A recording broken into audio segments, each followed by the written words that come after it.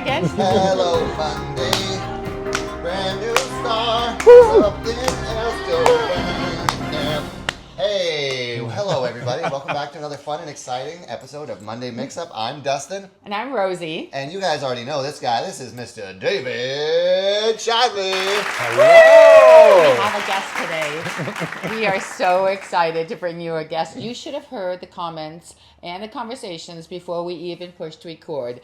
TMI. Yeah. Are you But I like it. No, You guys we're don't have all a special respectable. sound? No, well, No. Anyways, good to have you back. It's another wonderful, beautiful day here on Monday Mix-Up. And we thought we'd bring in a great guest, the ringer, the one, the only, David Schively. Thank you. You Thank all you for know having him me. from every set that you're on because he's there too.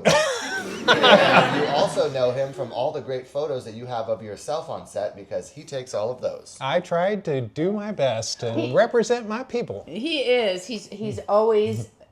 I just love the photos, and I always go, I know that person, I know that person, I know that person, I know that person.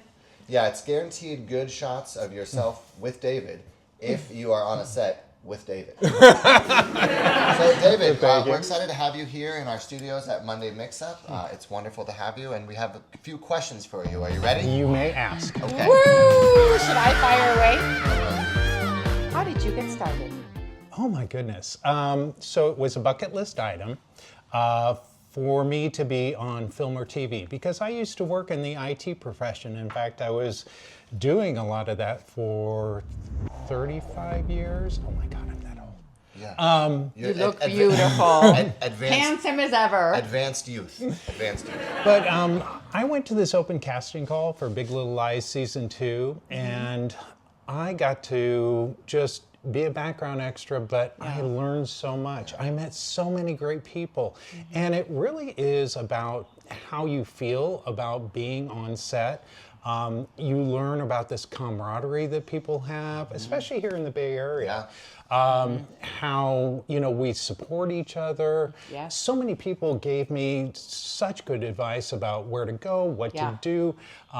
They were just so loving, and I just was like, how can I find more? So I just kept pursuing that. It's all about networking, would you say? Oh, it's really about, again, it is about networking, but supporting each other. Yes. And I got to say that there was somebody that I met a long time ago when I was on set, and he pulled me aside. You know him, Pat. Yes. And he just basically sat me down in between the breaks, and he was like, this is what you need to do, this is what you need to do, this is what you need to do.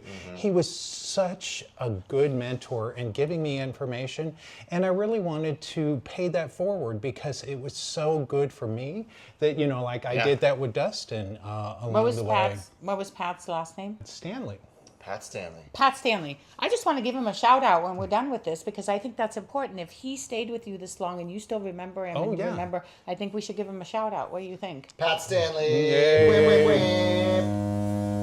What sites do you use? So when you do your own self-booking, what sites do you generally use? The same, Casting Network and Backstage. Yeah, I find that to be very, you two, we talked Yeah, about casting it. networks, sometimes Actors Access, lots of word of mouth, repeat clients, people reaching out. It's a lot about networking. So the more jobs you do, the more people you meet, the more reach it is extended. You can, make that even further with the use of an agent or just, it's a big community. And the more that you tap into that, the higher value you're going to get out of it because sometimes people drop out of gigs and then they reference someone else or sometimes that's a true. producer or Right, whatever. and that happens all the time. Yeah. Like the call sheet is one thing and you arrive the next day and somebody else is in there. You know them as well, but somebody else is in there. Yeah. And let's bring up reputation too.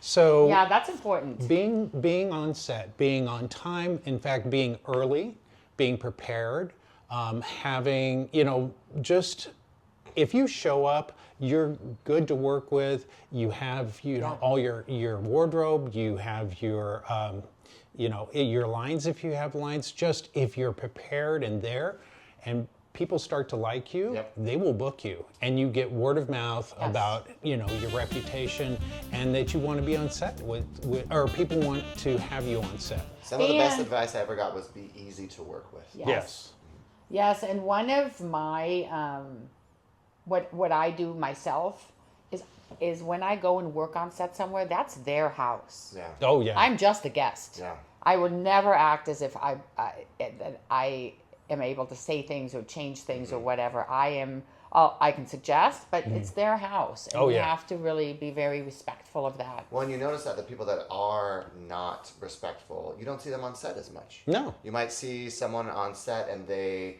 are terrible and late and dysfunctional and don't remember things and are complete turd Fergusons to work with. And then you don't see them anymore. That's true. So just be easy to work with. It's really not that hard. Being on time is like super simple. Yeah. I remember during COVID, I was in LA doing a piece for, I think it was Prop 16. And there was a lady, it was around COVID time, and there was a lady who stayed in her car and wouldn't get out until it was her time to film. And she was super difficult. And so the producer released her that day. You don't need to come on set. We're good. What about, if you can think of off the top of your head, what is one of your most favorite jobs or most memorable jobs that you can think of that you've done? Oh, so it really is around the acting realm for me. There was a student film I did, and I got to do a shout out to student films because they really give you that opportunity to kind of learn and grow and really do things in real time. Yes. And on student films, it's not as critical. You know, you may not be paid or you may not be paid very much. But you need to be valuable to them. And one of the student films that I did, it was so great because the actor had me, I was doing a father-son scene, and I was running out after my son to the driveway, and we were having a conversation where I'm on the porch and he's on the driveway, and it's really emotional. And the director came to me, and he was also an actor previously, and he gave me this note. He goes, okay, that was good, but I want you to feel like your son is really, really just finally snapped and gone over the edge. And man, that little thing just changed my performance.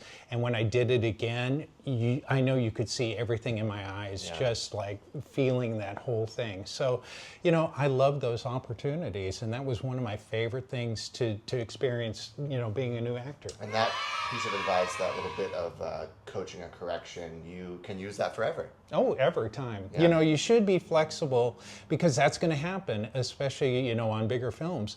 They're going to want you to pivot. So you need to learn how to pivot really quickly. Yeah, I find that too. And a lot of scripts also, I like when production doesn't say go exactly off of what's on the script, but instead you can ad-lib because you're feeling you might add something in there that they haven't thought of. Yeah. So they're also willing to pivot Yeah. with their script. What are you doing in the Bay Area for your creativity? So this came out recently to kind of like maybe identify where you fit in the film, TV, and commercial industry, right? Right.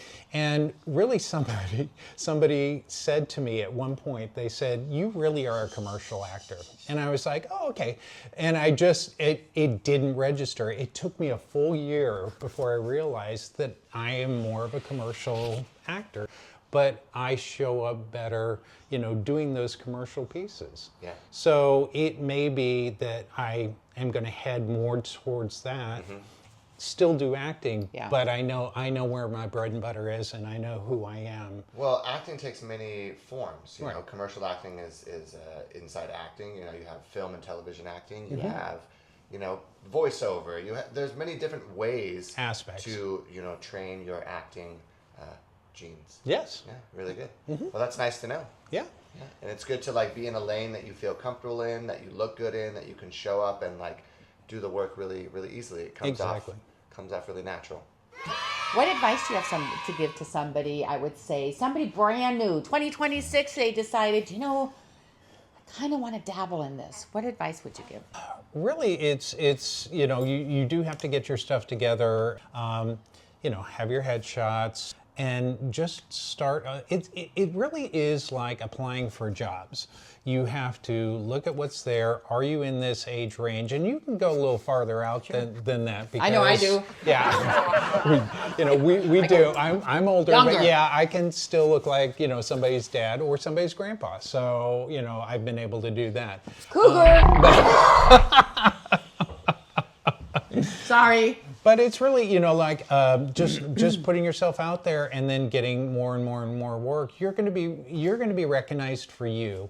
Yeah. Everybody, and that's a thing that we should probably talk on too, is that don't be jealous of other people and what they're accomplishing, because we all are different people. Okay. We all look different. We all bring something different to what we're doing. And so they're hiring you because you have a certain look. You normally aren't, I'm not in competition with Rosie. I'm not in competition with Dustin. It's one of those things you just have to respect, that there's that it's not about you. You may not be the right look for what they're trying to do or put together as an ensemble, but we all don't be jealous of your fellow actors either. And there's also been times where we have another friend in our group, Tracy Todd, who has been with David to, when there's a self-tape for a couple, she films with him, sometimes I film with him, and we can send that self-tape, each of our self-tapes together to the same project. Because we're so different and because what people are looking for, there is no competition, even though Tracy and I are both blonde. What's your goal? What's my goal? 2026, we're here. So my goal is to really expand what I'm doing now. I've spent probably about, I think, 6, almost 7 years here in the Bay Area doing film, TV, and commercial work.